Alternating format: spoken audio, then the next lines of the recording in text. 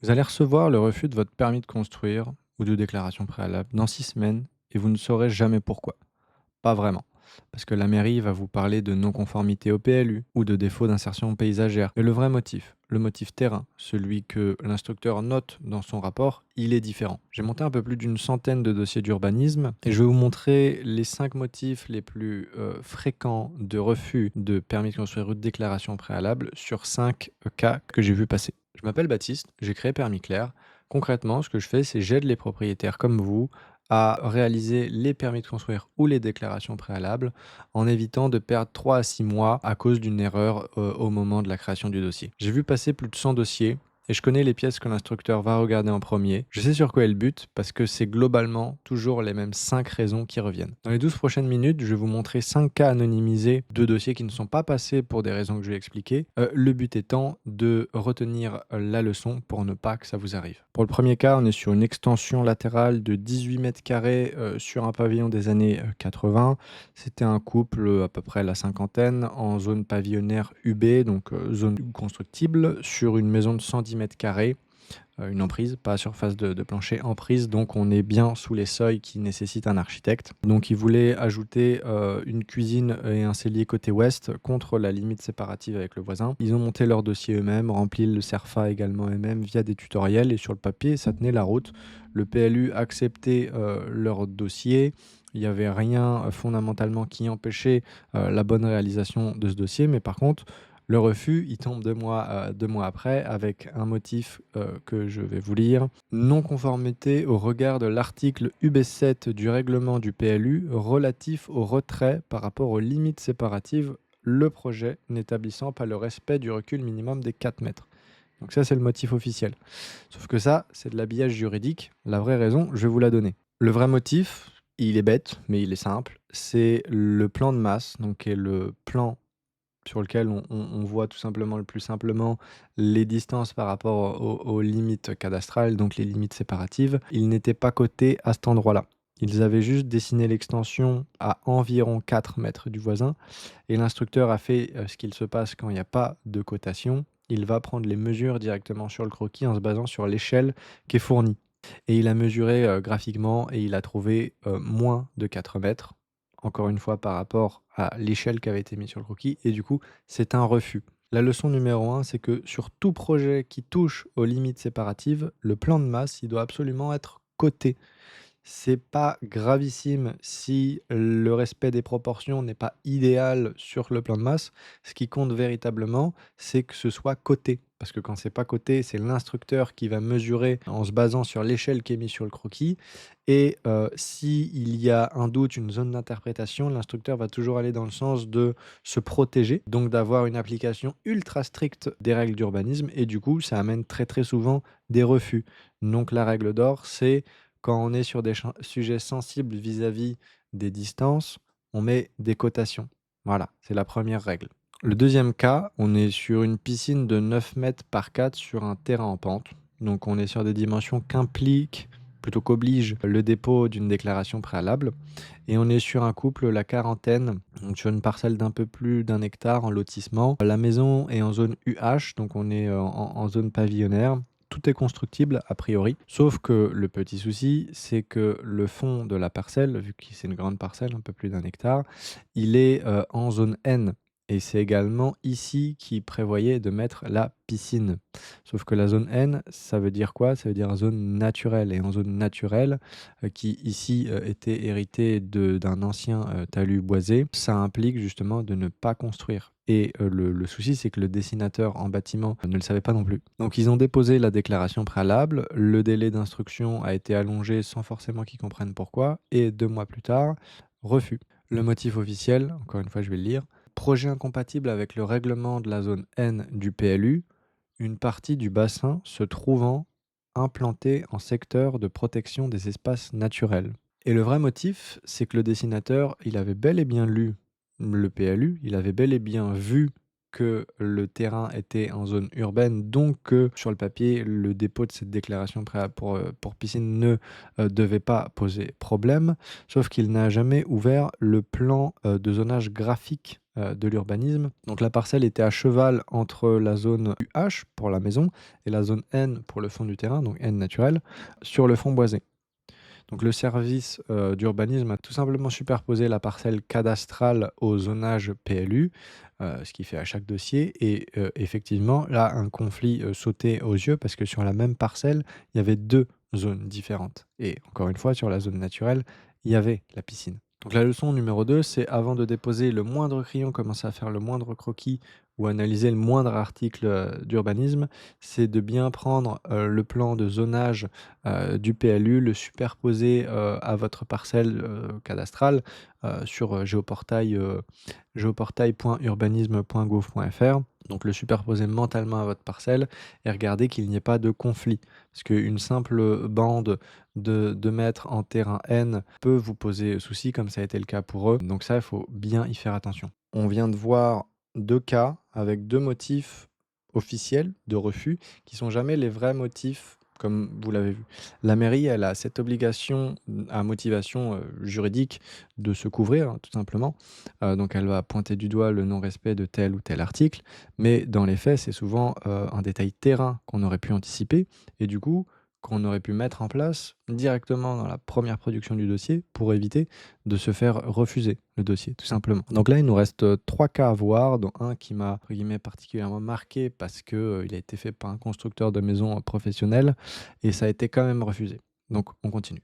Pour notre troisième cas, on va être sur une extension cette fois-ci, donc une extension à l'étage de 30 mètres carrés, plus un aménagement des combles de 22 mètres carrés. Donc là, si on fait les maths, 30 et 22, 52. On était sur une famille qui avait déjà une maison existante de 104 mètres carrés de surface de plancher.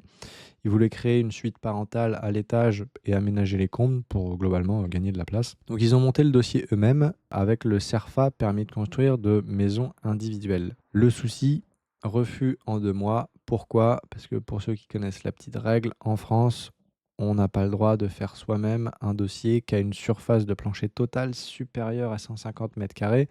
Et là, si on reprend le 104 de l'actuel plus les 52 projetés d'extension, on arrive à 156. Donc on est au-dessus de cette limite et ça, c'est un refus automatique. L'instructeur ne prend entre guillemets pas vraiment le temps de plus réfléchir que ça.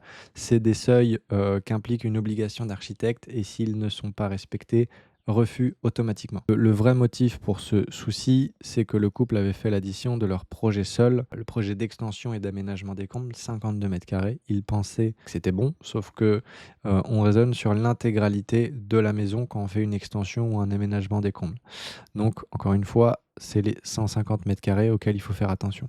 Donc la leçon numéro 3, c'est la surface de plancher totale est égale à la surface de plancher déjà existante, plus la surface de projet projetée pour le projet.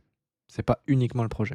Quatrième cas, on va être sur une surélévation partielle de toiture sur une petite maison de ville dans le centre-ville d'une petite ville. Le propriétaire, la cinquantaine, qui est dans sa petite maison, 76 mètres carrés d'existant, au centre-ville, prévoit de rehausser, comme je vous l'ai dit, d'1,80 m toute sa toiture et il est à 380 mètres d'une église qui est classée dans les bâtiments de France. Or, le périmètre qu'on utilise pour être considéré ou non dans une zone de bâtiment de France est de 500 mètres. Donc, dans son cas, il y est et lui ne le savait pas. Donc, pour son projet qui était d'ajouter un étage côté rue et côté jardin qui augmentait la hauteur de plafond de 1,80 m, ça posait problème et vous allez voir pourquoi. Donc, le dossier était monté par un petit constructeur régional. L'instruction a duré 3 mois, qui est la durée normale quand on dépose un permis de construire dans une zone des bâtiments de France. Ça rajoute de 1 mois. Donc un permis de construire, c'est 2 mois. Et quand c'est ABF, c'est 3 mois. Et ça a été refusé. Le motif officiel, c'est avis défavorable conforme à l'architecte des bâtiments de France, motif pris de la modification du gabarit de toiture visible depuis l'espace public protégé. Bon, les motifs, c'est souvent des longues phrases. Mais pour faire simple, c'est par l'aval de l'architecte des bâtiments de France que la mairie a refusé. Et le vrai motif, il est simple, c'est pas parce que l'architecte des bâtiments de France refuse le projet parce qu'il n'aime pas l'idée ou qu'il n'aime pas le style, c'est tout simplement parce que la surélévation côté rue impacte la ligne de faîtage de toute la rue qui amène à l'église. Cette silhouette est rompue si ce projet est fait, donc ça implique le refus. Si la surélévation avait été faite uniquement côté jardin, la ligne de faîtage n'aurait pas été rompue et probablement que ce serait passé. Donc la leçon numéro 4, c'est si vous êtes aux abords d'un monument classé bâtiment de France, vous savez qu'autour de chez vous, du projet, il y a une vieille église, un monument aux morts ou quoi que ce soit. Prenez le réflexe de regarder si vous êtes oui ou non effectivement dans la zone. Vous pouvez le voir sur atlas.patrimoine.gouv.fr et si vous êtes dans cette zone, prenez le temps avant de dessiner quoi que ce soit, de lancer le projet, de demander un avis informel à l'unité départementale d'architecture et du patrimoine, l'UDAP. C'est gratuit, ça prend un petit peu de temps, ça prend 2 semaines, mais au moins vous avez leur avis qui sera très souvent l'avis des architectes des bâtiments de France. Donc comme ça, vous pouvez directement savoir ce qui est faisable ou non pour le projet. Donc 5e et dernier cas, celui entre guillemets qui m'a le plus marqué, on est sur une famille primo-accédante, donc la trentaine, sur un terrain à bâtir de 850 mètres carrés, en lotissement, zone constructible classique, pas de contraintes particulières, pas d'ABF, pas de terrain naturel caché, bref, sur le papier, il n'y a pas forcément de contraintes particulières. Et le projet, c'est une maison plein pied de 130 mètres carrés de surface de plancher, 4 pièces, garage intégré. Le dossier, il est monté de A à Z par le constructeur qu'ils utilisent pour leur maison, dans le cadre d'un contrat CCMI. La famille n'a rien fait, c'était inclus dans la prestation. Ça coûtait un peu plus cher, mais ils payaient pour la tranquillité. Et au bout de 2 mois et demi, refus. Le motif: demande incomplète au regard de l'article R 431-7 du Code de l'urbanisme, pièces manquantes ou insuffisantes, plan de masse non coté dans les 3 dimensions, plan de coupe absent, notice descriptive insuffisante et raccordement au réseau non figuré. Donc le vrai motif, c'est tout simplement que le constructeur s'est pas trop embêté et il a déposé un dossier standard comme il le dépose pour tous les clients, avec un plan de situation au rapport 1/25 millième qu'il est allé prendre sur Géoportail. Donc on voyait tout simplement pas grand-chose. Le plan de masse n'avait pas les cotations sur les limites séparatives. La notice descriptive était bien trop légère. Le plan de coupe oublié, les raccordements aux eaux et aux réseaux, donc à tous les types de réseaux oubliés également. Donc un dossier industriel produit à la chaîne une fois que le client a payé pour remplir entre guillemets sa part du contrat, mais sans réel détail ou envie ou énergie de faire les choses au cas par cas. Donc l'instructeur a regardé ça, a estimé que reprendre le dossier ne servait à rien et ferait perdre du temps à tout le monde. Donc il a refusé direct. Il n'a même pas demandé de pièces complémentaires alors que il peut le demander. Et du coup, ce qui s'est passé, c'était que la famille a juste eu un refus, a perdu 4 mois et repart à zéro. Donc la leçon numéro 5, c'est que passer par un professionnel de la construction ne garantit pas l'acceptation de son permis. Les professionnels de la construction peuvent parfois ne pas être suffisamment bons dans la partie administrative liée à l'urbanisme.